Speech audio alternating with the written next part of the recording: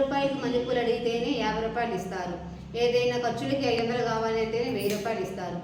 అటువంటిది కూతురు కోసం ఇవ్వకుండా ఉంటారా? పర్లేదులే, కూతురే కదా. ఏంటి ఇంకా రాలేదు? నేను కోసం వెయిట్ చేస్తున్నాను చాలాసేపటి నుంచి.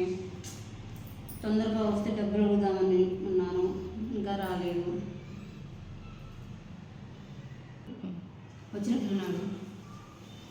ఏమండి, ఇందా నుంచి మీకోసం వెయిట్ చేస్తున్నానండి. నాకు ఒక 1000 రూపాయలు కావాలి. ఈరోజు మా ఫ్రెండ్ పెళ్ళి, ఒక గిఫ్ట్ తీసుకెళ్దామని.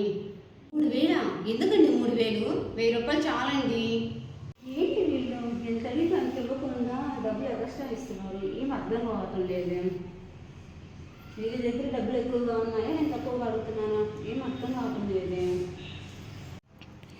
ఏంటే కోడలి పిల్ల ఆలోచిస్తూ ఉన్నావు? ఏం లేదు అత్తయ్య,